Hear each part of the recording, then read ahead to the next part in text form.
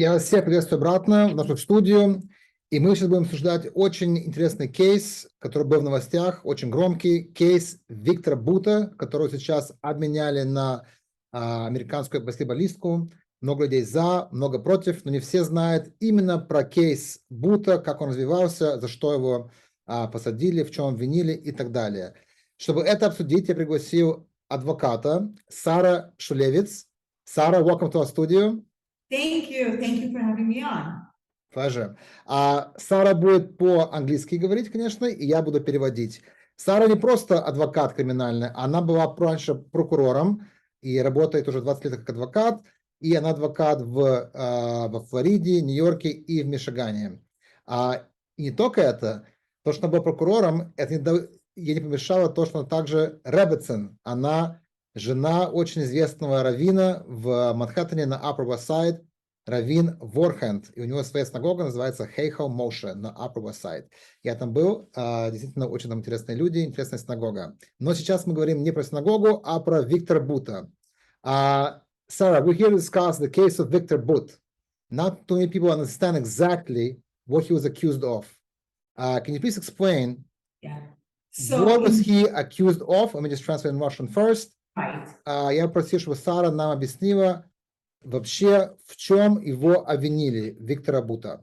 Please. So he was called in the news the most wanted, the manufacturer of death. The actual indictment against him, which he was convicted of all 4 counts, was conspiracy to kill United States nationals, which was count 1 of the indictment. Count 2 was conspiracy to kill United States officers, employees. And count 3 was conspiracy to acquire and export a missile system designed to destroy aircraft.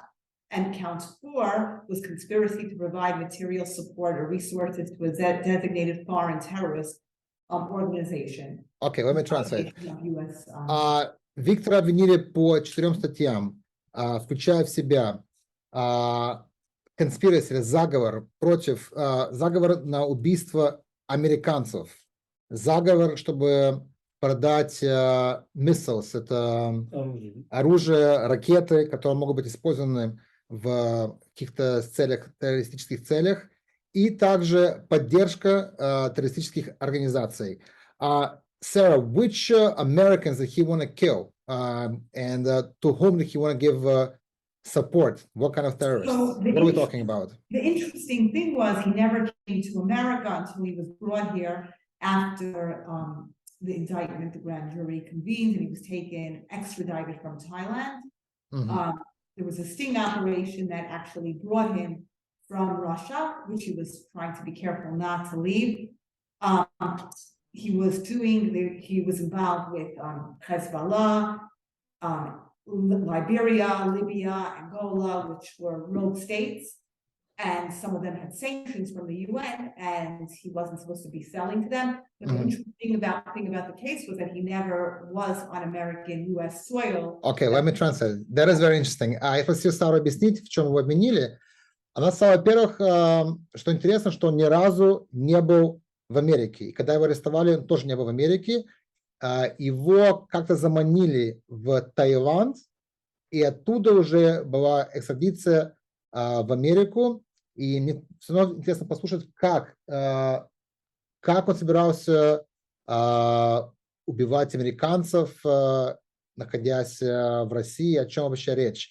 So, Sarah, he was accused of trying to kill Americans. Again, what are we talking about? What Americans? Americans where? Americans in US, Americans in Thailand, in Russia? What is going on over here? That's exactly one of his defenses at trial. The defense argued that they were trying just to sell the aircrafts and not the actual missiles, and that each side were kind of like baiting each other and planning. It was supposed to be a far left Colombian group that was really a sting operation. And he said that they never even actually were in contract with. So it was a very interesting case. There was okay, also, so let me translate that.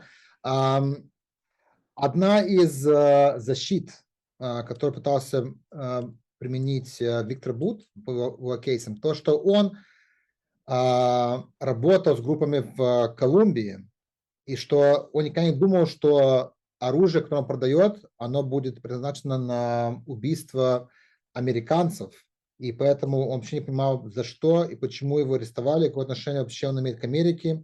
Никогда он не думал, что его арестуют в Америке именно за это. Sarah, so did this defense work? Эта защита сработала? Oh, can you repeat the last Did question? that defense work? Defense that he never stepped foot in America, he had no intention to harm Americans. No, in fact, he was actually convicted after a 3-week trial in the Southern District of New York of all 4 counts. So, he was convicted, Right. and were appealed, and all the appeals were denied.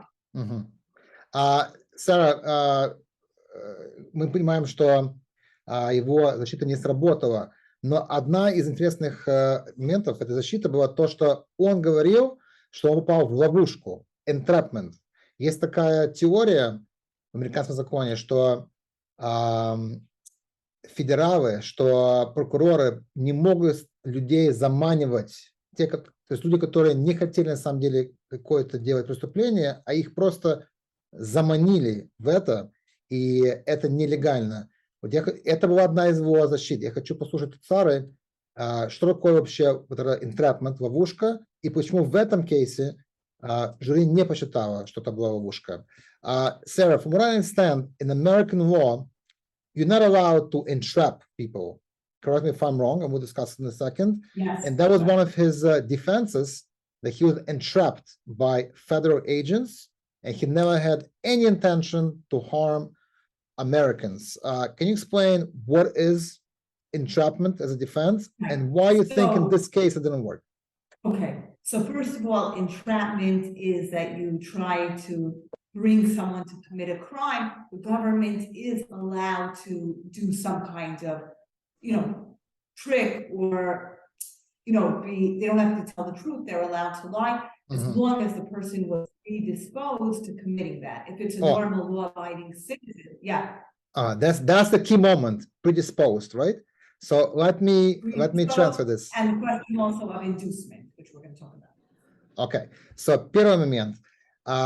Чтобы использовать эту защиту как entrapment, ловушка, подсудимый должен доказать, что он не был predisposed to commit a crime. То есть он никогда даже не намеревался какие-то совершать криминальные дела, какие-то преступления вообще. То есть вообще это не его натура, не его характере и так далее. И именно это в кейсе Виктора Бута не сработало, потому что я понимаю, что государство доказало, что он, да, это был его характер, это было намерение совершать какие-то криминальные акты. Это первое. And what's the second thing, Sarah, you said? So first of all, with the predisposed, so if it's a completely innocent person that wouldn't have done it but for, but here they had evidence, there were also recordings, which is why that defense didn't work. There were recordings of him with the confidential government who were witnesses trying to either work off their own offense. They themselves were arms dealers.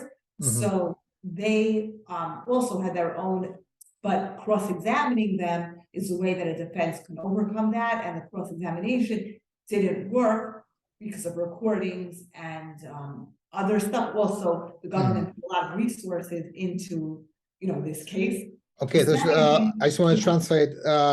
То есть государство доказало, что он не человек, который невиновен на 100%. Он predisposed. Он имел намерение сотворить какой-то криминальный акт, потому что были какие-то сделаны рекордингсы. Его записали люди, что он, да, собирался совершить какой-то криминальный акт, и этот акт, мы понимаем, это продажа оружия и самолетов. Кстати, он тоже пытался доказать, что он тоже хотел продать самолеты, он не думал продавать оружие, но это тоже не сработало. Okay, Sarah? Okay, so now the next thing is also inducement. So, the government is allowed to use certain trickery. The question is if they try to use like a sympathy or, something in a way that, the person wasn't predisposed, and they try to use it like in a way to use sympathy or That's a very hard word to you know, translate, by the way, just- inducement in yeah. Russian language. То есть должен был элемент inducement. Inducement, я посмотрел в словаре, это побуждение.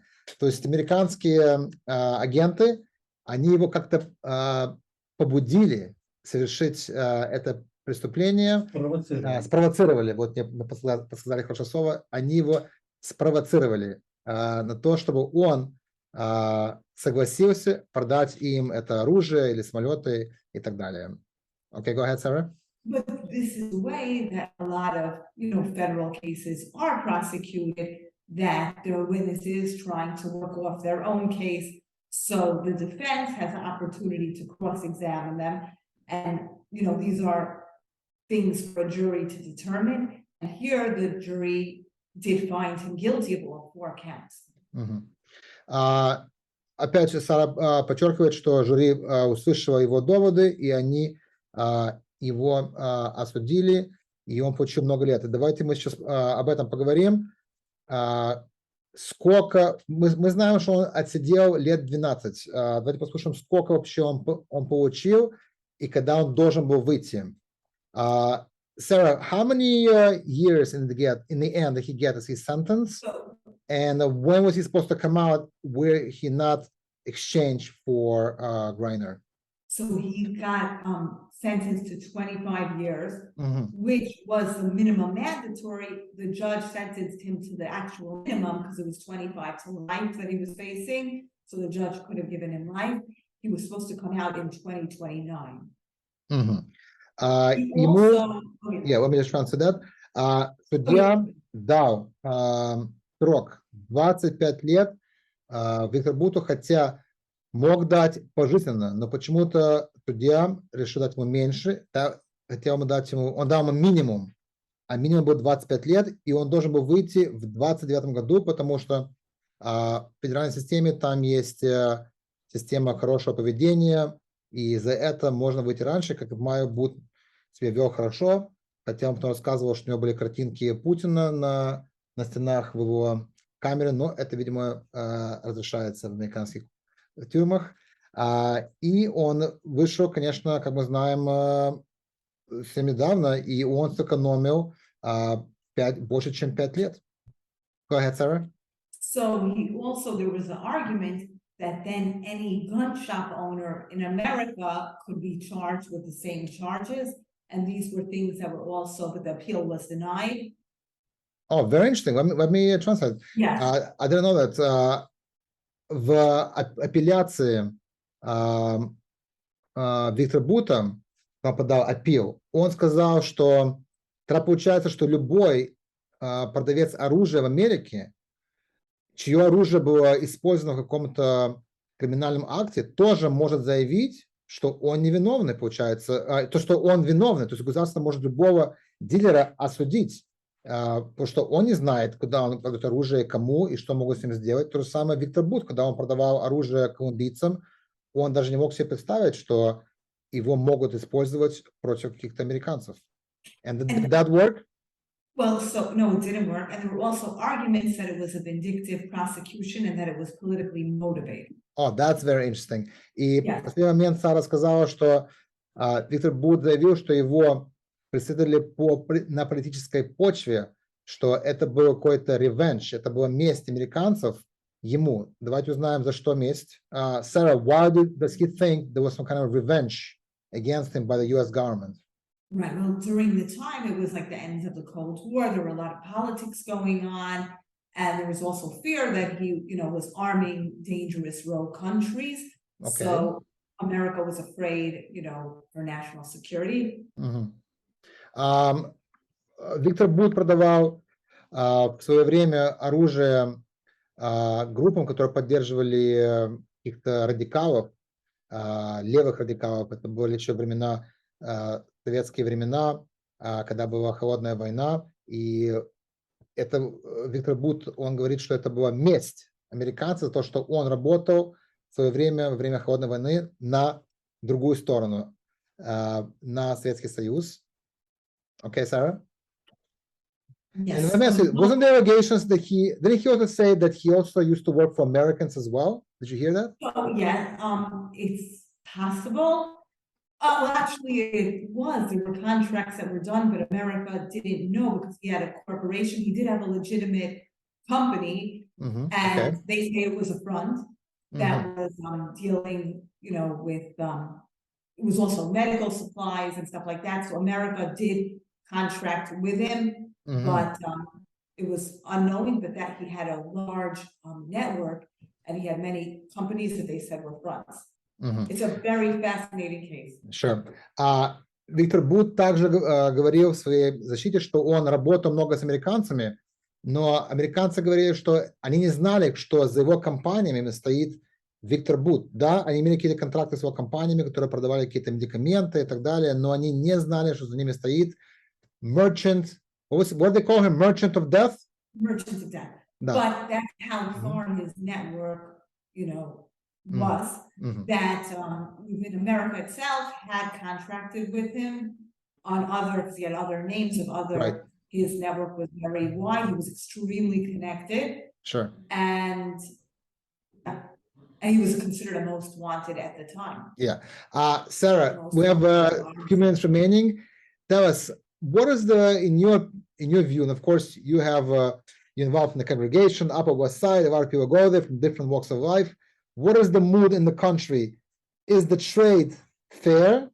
Or as some people say that maybe instead of Griner, I know it's not a legal question, it's more of an opinion question, or some people say that instead marine women should be exchanged. Right. Хочу знать у Сары, что она считает, что она слышит. Этот обмен, он был правильный, потому что многие возмущаются, почему именно Дженнифер Грайнер выпустили из России, а почему американцы не потребовали, чтобы Уиван, который бывший военнослужащий Америки, почему его не выпустили? So, Sarah, what have you heard? Okay, so there's, varying, and only time will tell if it was a good trade or not, and but Wheeler is a war veteran, and but there were he's also a citizen of other countries, I believe Canada, Ireland. So it's not like he was reliant only on America, while she's an American citizen. So it is, in a way, that America has to protect its citizens, and that's a beautiful thing, and that the value of every American citizen. But, time will tell if it was dangerous, if because of everything that happened. Right. It could be that could be a dangerous precedent, possibly. And everything that's going on now with, Russia, Ukraine, you never know. Time will tell. But he was almost done with his sentence, and but some people say the trade didn't make sense because he was a notorious wanted arms dealer, and she just basically had drug paraphernalia. Yeah. Okay, Сара сказала интересный момент, кто я не знал, что не ты считаешь, что этот обмен был правильный?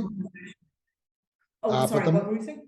No, I'm just translating what you said, that не ты считаешь, что обмен был правильный, потому что было трудно по поводу Вилана договориться, потому что он был гражданин не только Америки, а Вилан был также гражданин Канады, Ирландии и других стран. А Виктор Бут, его держала именно Америка, поэтому было намного легче договориться.